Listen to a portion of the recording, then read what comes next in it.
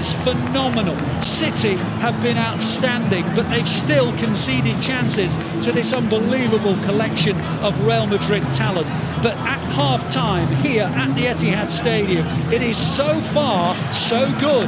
Erling Haaland's goal, his first ever against Real Madrid. City 1, Real Madrid 0. Well, let's go back to the studio, and I'm sure that Kit and Andy and Kel, well, I'm not sure 15 minutes will be long enough to talk about that. Thanks for joining us back on Match Day Live. It is half-time at the Etihad Stadium, and we can all breathe. It's Manchester City 1, Real Madrid 0, but that 45 minutes of football had absolutely everything. The standard of football was unbelievable.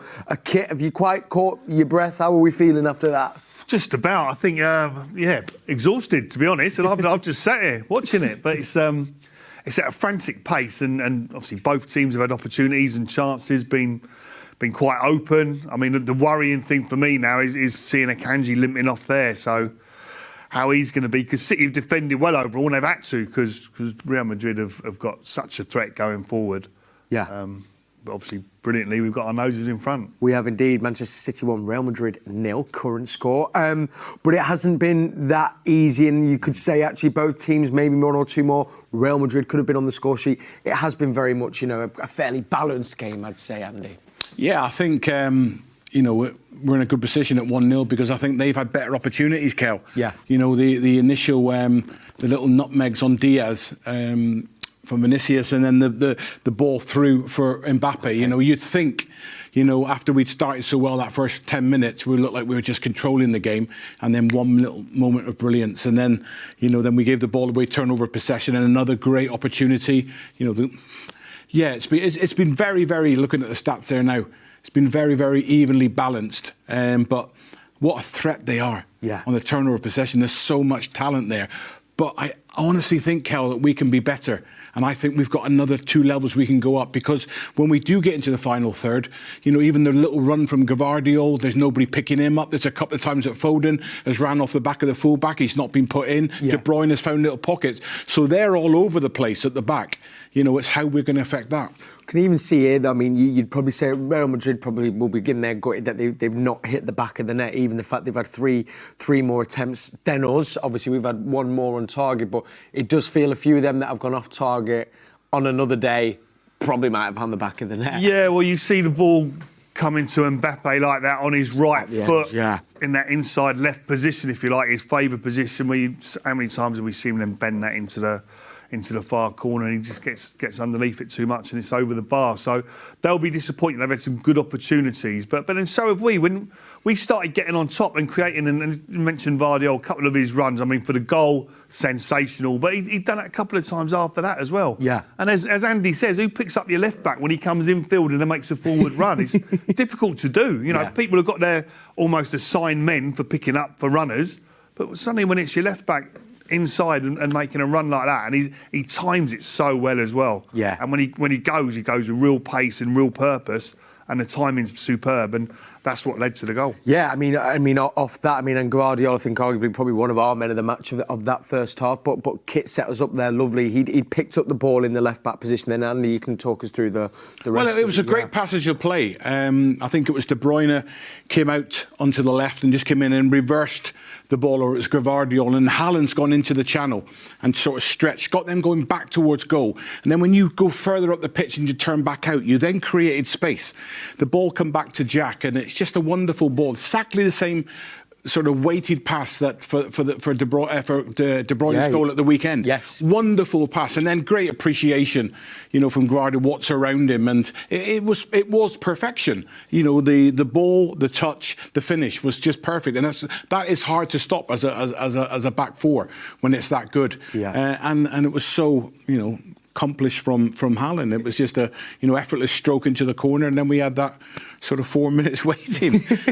Yeah, well, and that was it. There was, I think, the deliberation, Kit, was an offside, but also were they trying to work out whether the ball had been played forward or behind. Took a while, but we got the right decision in the end. We can actually bring you this. Well, that's right. So I think you see the ball was played to him, but he wasn't, because his hand, so it doesn't count as being offside. Yeah. So very close. Very, very tight, clearly, as you can see. Couldn't have been a lot tighter.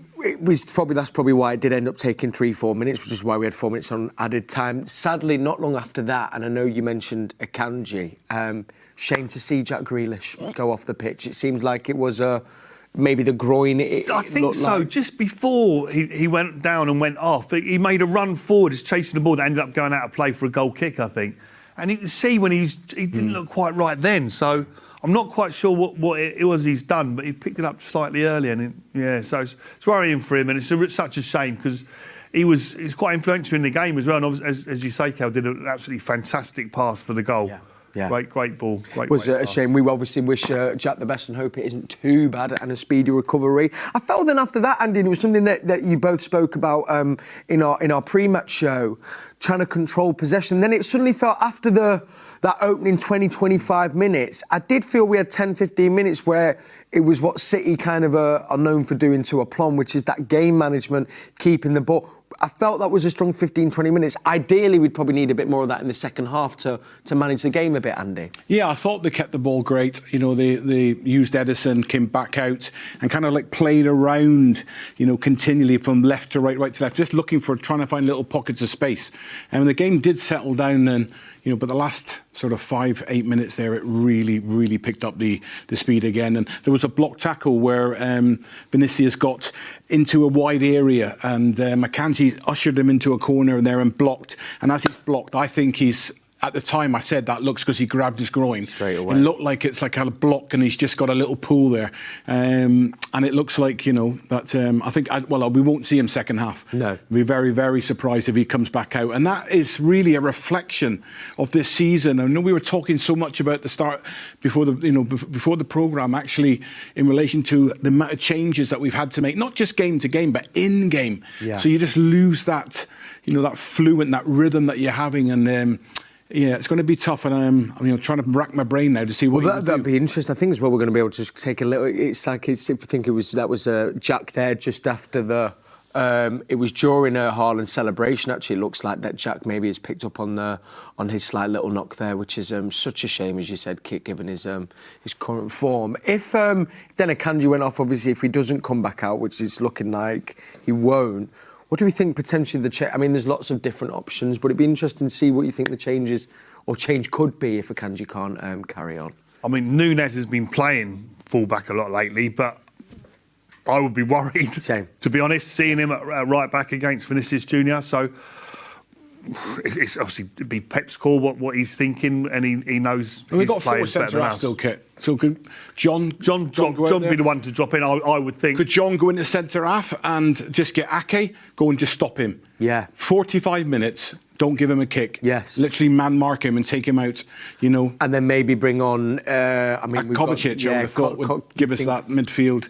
As well, and as well, we know he's one of his favourite players for keeping the ball, which I think second half as well, as we start looking towards that, trying to control the tempo of the game, because when it got frantic, I feel like that suits Real Madrid more than it does City, Andy. Yeah, because the turnovers of possession, and once they break past somebody, they're so quick, and then, you know, they move it forward where City will tend to pace themselves and take time, you know, and wait for moments. They just win it back and they want to score. Yeah. You know, get it to, you know, one of the front three as quick as we can in a one-on-one situation and let them do their magic. And, you know, it's dangerous. It's hard to manage it. But I still think we've got more goals in us. Yes. And I still think we've got another level that we can go up to, because I think their back four is wide open. Yes. You know, there's no real connection between their midfield and their back four, the fullback. They're just all over the place. Yeah. So we can, expose those weaknesses. We will definitely get chances in the second half. You'd maybe even think this was just a thought I had, so I'm going to bring it up, Kit. But off that Andy's point, Amar Mouche possibly, who we've seen who loves those runs in behind, still looking for that City goal. But you think he could come on and really cause problems for an inexperienced defence, because he's hard to play against when you're an experienced centre half or a full back. Yeah, he is, and as defenders, we'll both tell you, people running in behind you is horrible. Yeah. You don't like it, no matter at what level in the game. So he could come on for sure and and cause problems, and he'd be the one most likely to do those runs in behind. Yeah. That I think they are vulnerable too. They seem to have that little bit of a high line at times. Before we'll get some final thoughts and look into the second half, great little moment, wasn't there, before the game? We spoke about, of course, the Ballon d'Or that Rodri won. Didn't go down too well in Real Madrid, but I think it was one of our supporters group, or a few of them had pulled together to put this out, which I thought, as far as just a little bit of needling goes, don't mind a bit of that before the game, Andy. Listen, it's football, it's brilliant, isn't it? Fans are always looking for an edge, trying to wind up the opposition in any way you can, and it's really brilliant. Liked it. Yeah, he loved it. And that's the only, as long as he got his seal of approval, then we'll be happy. But to the City fans and the supporter groups that sorted that out and made that happen, fantastic stuff. Also, I did forget to mention when we mentioned Jack Kit, the sub that was made then was Foden came on, Savinho out to the left, and then Foden playing on the right, which seemed to have been working. You even said as well, so you like Savinho on that. I like Savinho on the left-hand side, playing more orthodox, if you like. And I think certainly for the big man in the middle, he likes that because he's more likely to get crosses in, so he knows to make those runs then as well. So I think that gives us a bit of a different dimension, which hopefully is going to work in our favour. Yeah, fingers crossed. Moving into the City changing room, Andy, is one of the obvious questions, but I always like to ask it. Conversation, mood, what would you think will be in there, and one of the messages of... I think it's positive. I think it's positive, and I think Pep will see that we could put the game to bed tonight. If it stays at 1-0, I think you go out there 2-0. I still think they're so in the game because of the way they play and how expansive it is.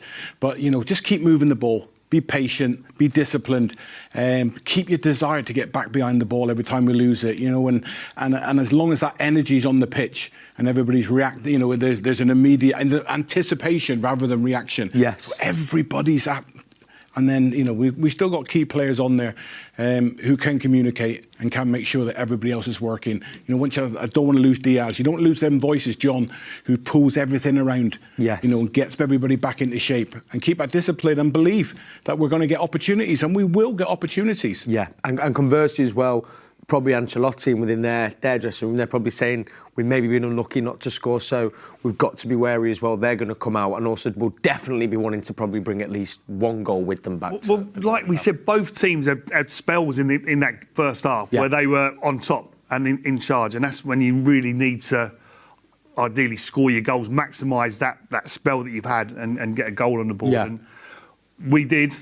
They didn't, so that was a difference in that first half. Now, I say the second half can be a very different beast altogether. We hope it stays the same and goes to the same form, but like I say, they've got so much quality; they're always going to be a threat. When we've seen players filling in different positions, I think we just a word on I think a key man for Real Madrid taken away from the four, and we all three of us mentioned him, Valverde for Real Madrid, Andy. I mean, also as well, he's playing centre off. He's usually in the centre mid, but he's still been impacting and affecting the game, and a hell of a player there. We spoke about it before the game, didn't we? Those players that can play, and they don't look out of place. And I think he's going to right back tonight. From one of the most effective midfielders, and has played centre half, can play anywhere. He's an athlete, technically very, very good, and he's a leader as well. That's why he's got the armband. You can see him just screaming information and trying to get the players and keep them, just keep the tempo right.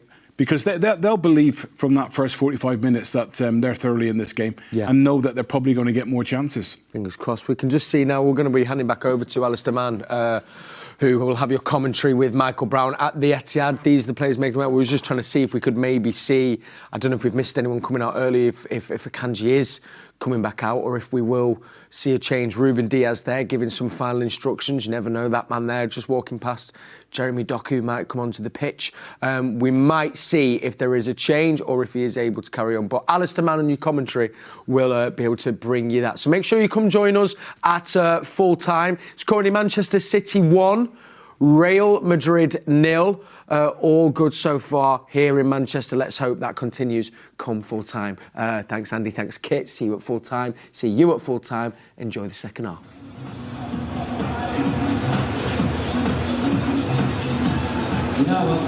Thank you, Kel. Well, just looking out to see if we can see Akanji, and he's not coming out. So Rico Lewis is coming on instead. So there's the change. Akanji had a little bit of a problem, and we didn't think he was going to come out, and he hasn't. So Akanji comes off, and Rico Lewis comes on. My goodness, what a day, what a night for Rico. Born and bred local boy with a huge responsibility tonight to try and keep a clean sheet intact against one of the best teams, well, we've probably ever seen, certainly attack-wise. Well, we thought there might be a change, and it has been made. Lewis for Akanji. Big ask for the young fella, but do you know what? He is now clocking up his 80th first-team appearance for City. So he's by no means a novice, and he's going to go in the right-back position alongside Diaz and Ake and Vardiol. And I suspect Foden will have to maybe put in even more of a shift, dropping in to help Rico Lewis.